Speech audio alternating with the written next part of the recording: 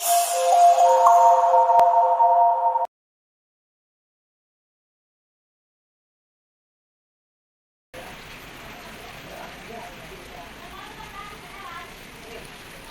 warahmatullahi wabarakatuh. Perkenalkan saya Elwida SPD MSI, Kepala Sekolah SMK Negeri 1 Kota Jambi. Saya bertugas di sini sejak Januari tahun 2024 berdasarkan SK Gubernur Provinsi Sumatera Barat. SMK Negeri 1 Kota Jambi saat ini memiliki 3 provinsi keahlian. Yang pertama teknik kendaraan ringan, kemudian yang kedua bisnis daring dan pemasaran, yang ketiga agrobisnis dan hortikultura atau pertanian. Saat ini SMK Negeri 1 Kota Cermin memiliki jumlah siswa sebanyak 24 orang terdiskusi ke dalam 10 mobil dan dididik oleh 27 orang tenaga pengajar, dibantu oleh 5 orang tenaga kependidikan. Saya tinggal di Kota Solo, jaraknya di sekolah sekitar 80 km. Di waktu tempuh perjalanan sekitar 2,5 sampai 3 jam perjalanan. Cukup melelahkan karena kondisi jalan yang tidak bagus, terutama 30 km menjelang menuju sekolah. Saya melaksanakan tugas dan tanggung jawab saya sebagai kepala sekolah di SMK Negeri 1 Pantai Cermin. SMK bisa, SMK hebat, vokasi kuat, menguatkan Indonesia. Minggu pertama saya melaksanakan tugas. Saya berusaha menggali informasi tentang kondisi sekolah dari berbagai sumber. Di antaranya dari rapor pendidikan. Dari informasi-informasi di atas, diperoleh gambaran kondisi SMK Negeri 1 Pantai Cermin sebagai berikut. Yang pertama, rapor pendidikan SMK Negeri 1 Pantai Cermin masih banyak yang berwarna kuning, terutama pada karakter murid, kualitas pembelajaran, keselarasan dengan dunia kerja, dan lain-lain. Tata tertib dan penegakan aturan sekolah tidak berjalan dengan baik. Kondisi lingkungan sekolah belum terurus dengan baik. Sampah berserakan hampir di setiap sudut gedung sekolah. Sarana dan prasarana sekolah seperti tidak terurus. Dari hasil pengamatan saya, di samping data-data di atas, SMK Negeri 1 Pantai Cermin juga memiliki tantangan. Yang pertama, secara geografis, letak sekolah jauh dari jalan utama, jauh dari pemukiman masyarakat, dan akses jalan menuju sekolah agak kurang baik.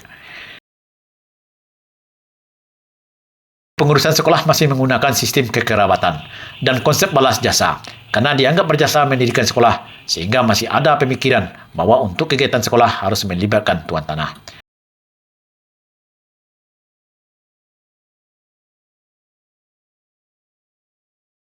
Penataan taman dan keanekaragaman tanaman di taman masih kurang. Melihat situasi dan kondisi serta tantangan di atas, sebagai kepala sekolah tentu saya tidak bisa diam dan mendiamkan. Pelan tapi pasti, dengan kerjasama dan kolaboratif dengan seluruh warga sekolah untuk hadir membawa perubahan ke arah yang lebih baik. Saya mengklasifikasikan berbagai permasalahan tersebut dan membuat skala prioritas untuk melakukan aksi yang berdampak langsung terhadap kualitas pembelajaran. Sebagai prioritas utama dalam aksi saya adalah penegakan disiplin dan aturan sekolah yang memihak kepada murid. Untuk itu, saya berupaya menanamkan budaya positif melalui strategi yang dipendek dengan istilah AKUR: Assessment, Kolaborasi, Understanding, Repeat. Strategi tersebut dilakukan dengan uraian sebagai berikut. Yang pertama, melakukan asesmen data yang dilaksanakan secara langsung oleh Wakil Kepala Sekolah Urusan Kurikulum dan Wakil Kepala Sekolah Urusan Kesiswaan, serta pihak terkait lainnya.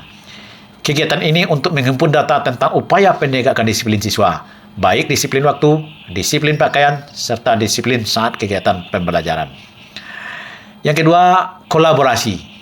Kegiatan ini hampir melibatkan seluruh pihak, mulai dari unsur pimpinan, tim penegak disiplin, guru, tenaga kependidikan, edumat atau koperasi, tenaga keamanan, komite sekolah, guru, bahkan unsur eksternal terkait lainnya diikutkan dalam program ini.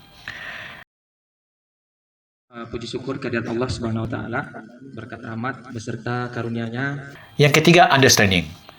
Dengan membakar semangat para warga sekolah yang terkait, kepala sekolah memberikan pemahaman kepada seluruh warga sekolah bagaimana pentingnya menanamkan budaya positif dalam menegakkan disiplin di sekolah. Secara tidak langsung akan berdampak terhadap budaya sekolah yang menyenangkan bagi semua warga sekolah. Yang keempat, repeat, yaitu mengulang kegiatan positif yang telah diupayakan, sehingga menjadi sebuah kebiasaan yang berdampak pada kualitas pembelajaran.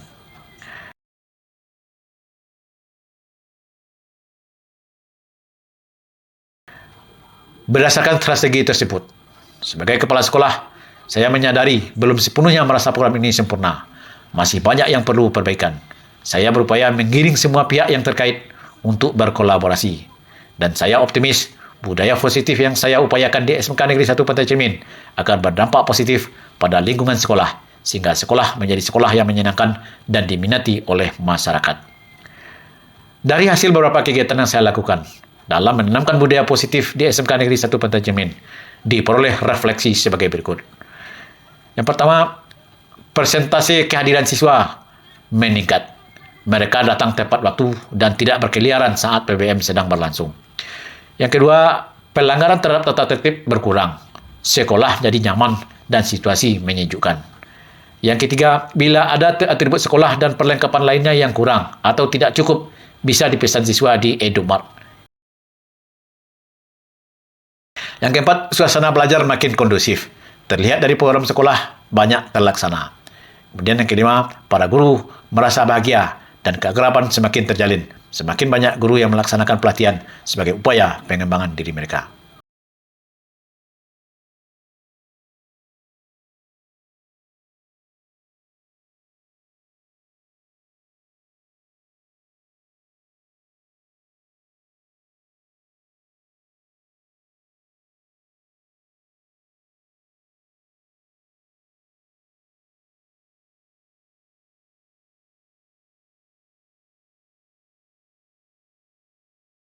Sebagai pengelola Edumart, apa kolaborasi yang telah dilakukan oleh kepala sekolah, yaitu Bapak Elizar PDMSI, terkait dengan budaya positif di SMK Kolaborasi atau kerjasama dengan pihak sekolah, dalam hal ini kami menyediakan aktivitas sekolah bagi para siswa seperti topi, dasi, kemudian ada jilbab, sehingga kegiatan siswa untuk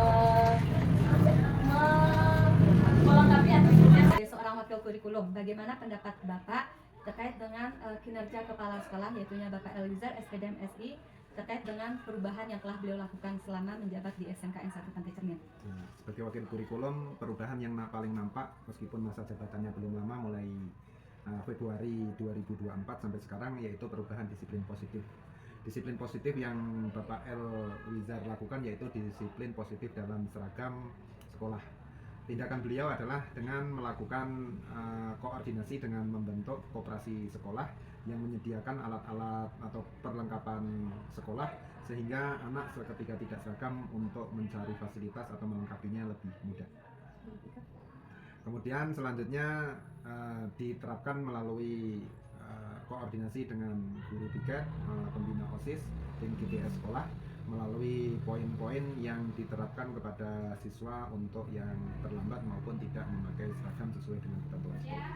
Apa dampak yang sudah nyata dirasakan saat sekarang ini, Bapak? Dampak yang sekarang nyata adalah nampak sudah ada mulai perubahan, meskipun belum 100% sudah banyak berubah. Contohnya di hari Senin biasanya kita jarang melihat anak terpakai topi, tapi sekarang untuk pakai topi, dasi dan atribut itu sudah mencapai 90%. Tapi masih ada memang yang belum. Oke, terima kasih Bapak atas pendapatnya.